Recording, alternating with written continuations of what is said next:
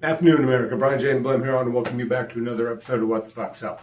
I want to talk to you a little bit today about all this hoopla from the Democratic Party about Donald Trump's executive orders relating to elections, right? And so we need to understand the constitutional difference between the making of law and the enforcing of law. And so there's a huge difference, right? Congress, pursuant to Article 1, Section 1 of the United States Constitution, is our lawmaking body. They pass legislation.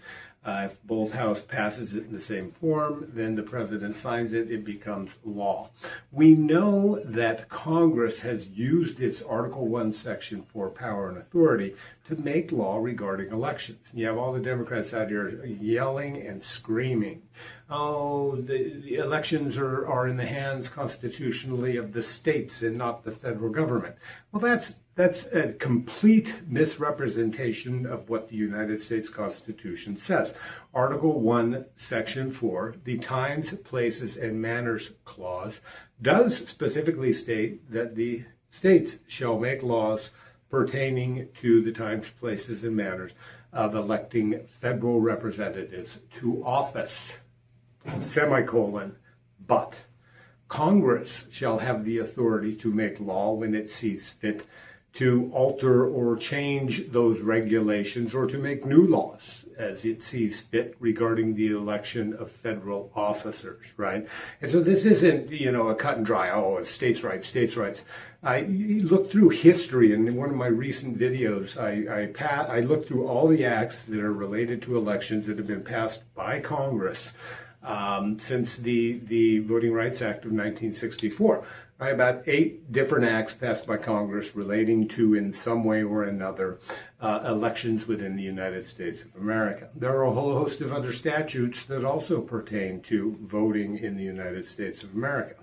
And so when people tell you it's a states' rights issue, that's not entirely true. There's a whole bunch of misrepresentation going on with respect to the U.S. Constitution, right? We know the President of the United States has the constitutional duty, pursuant to Article 2, Section 3, to enforce the laws of the United States of America. Specifically, it says the President of the United States of America shall take care to ensure the laws are faithfully executed. Right? And so we have a legislative branch that makes laws under its constitutional duties regarding our elections. And then it's the President of the United States of America who has to execute those laws and who has to issue policies that enable him to actually effectively administer the laws of the United States of America. And so that's what's happening here, folks. If you go back to John Jay, 2017, January 6th, right? The Barack Obama administration, the Democrats have lost power. Before they leave office, they nationalize elections by making them or designating elections critical national security infrastructure. Now the Democrats are whining and complaining that Trump has possession of that organization they created to regulate elections in the United States of America. Well, Democrats, what you give, eventually you're going to get, right? And that's what's happening now. And so let's take a look at some of the statutes specifically passed by Congress that President Trump's latest EO or executive order relates to, because this is his effort to lay out the policies that's going to allow him to enforce these federal laws. First of all, 18 U.S.C. 1341. Mail fraud is a federal crime. It is a federal crime to use the mail services for fraudulent purposes. That means if you deposit something in the U.S. mail that is fraudulent and an effort to defraud somebody, including defrauding the United States of America by depositing fraudulent ballots or fraudulently voted ballots into the U.S. mail system, then that's a federal crime. Right? The President of the United States of America's EO seeks to address this statute and his duty to enforce the laws of the United States of America. 18 U.S.C. Section 1708, theft or receipt of stolen mail. Let's say, for example, your son doesn't care about voting. He moves away to go to college or something and never changes his voter registration. And so you get a mail-in ballot on his behalf. You take that, you open it, you vote it, you sign it, and you send it back. You have engaged in multiple acts of fraud and federal crime in the act of doing that, right? You have engaged in mail fraud. You have engaged in the theft or receipt of stolen mail in an effort to unduly influence federal elections, right? It's a crime, folks, right? On multiple levels. Let's talk about 52 U.S.C. Section 10307. Prohibited acts in elections. What type of acts did Congress seek to prohibit in federal elections, right? Well, intimidation, threats, or coercion in terms of voter registration and or voting your ballot. It's a crime to engage in those types of activities, to either compel someone to register or vote a certain way, or to compel someone or to intimidate somebody from registering or voting a certain way. False information in registering or voting.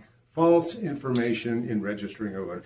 This is huge, folks, and this is why the voter registration databases are so important. If the President of the United States of America is to enforce this law, he needs access to each state's voter registration database with respect to those voters who are identified as federal voters, so that they can determine what's going on with the fraud in the voter registration database, right? I've shown you before Stephen Richer standing up before the media, I believe it was in front of the 2024 election, when boom, Maricopa County Recorder's Office was hit with, 90,000+ voter registration forms on the day before the deadline to register for the 2024 election, or the deadline of. And he said there are people just hanging out in his offices with trash bags full of voter registration forms. And many of these were made out to cartoon characters under the names of actors, things of that nature. Clearly fraudulent, right? Well, that's a federal crime, folks, that President Trump needs to address. And we need to root out the fraud from the voter registration databases, because it does happen, people. And that is skewing your ability to elect representatives to federal office of your choice. Not leaving out here is less important, but it also skews your ability to elect state, county, and local officials of your choosing. So it affects your votes at all levels of elections, right? Whether it be federal, state, county, or local. And so voting more than once is a crime, folks. Take somebody else's ballot affidavit envelope or ballot affidavit or ballot envelope, open it, take the ballot out, vote it, sign the affidavit, and send it back, having already voted yourself. That's a federal crime. That is happening, folks. If we the people could show the study it has done on signature verification processes of Maricopa County, it would blow your mind with the tens of thousands of clearly bad signatures that do not even approximate the voter's signature on the registration record. It would blow your mind, folks. And so there are records available regarding that analysis and study on the Arizona Senate website, but we can talk about that more in future podcasts. 52 U.S.C. Section 2511.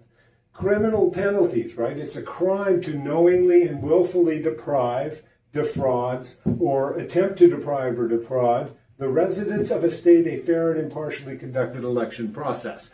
This is why, folks, I believe the Department of Justice has every right to come into Arizona, seize all documents and equipment related to the 2022 general election, which elected federal officers, right?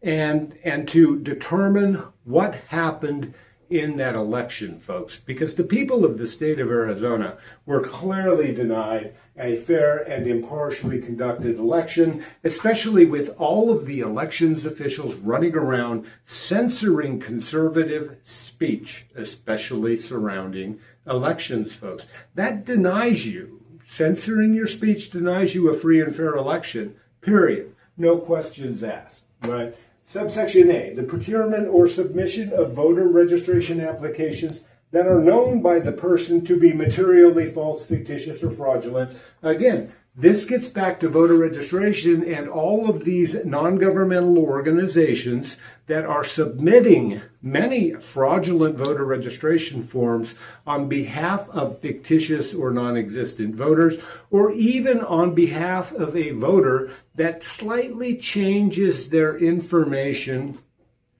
but creates a new voter that can generate a ballot that can be sent in the mail that somebody else can vote. Multiple violations of federal law in that case, folks. Subsection B, the procurement, casting, or tabulation of ballots that are known by the person to be material, false, fictitious, or fraudulent. If you're talking about these mail-in ballots that are being scooped up by people, voted, and the voter's signature signed, the person doing that or the organizations doing that are knowingly, right, are knowingly casting fraudulent ballots. And so those are all federal crimes that the Department of Justice and the President of the United States of America, who shall, right, take care to ensure the laws of the United States are faithfully executed. That's his job. And so what we're talking about when we talk about these presidential executive orders that are being issued regarding elections, specifically with respect to mail-in voting and voter registration, is to enable the President of the United States of America to do his constitutional duty to enforce the laws that are duly passed by Congress pursuant to Article 1, Section 4, regarding our elections. And so with that, I'm going to say support President Donald Trump and his executive orders regarding elections, because we need to get the fraud out of the system so that it is you, the people of the United States of America, selecting who you, the people of the United States of America, want to represent you in the running of your federal government. And with that, I say peace.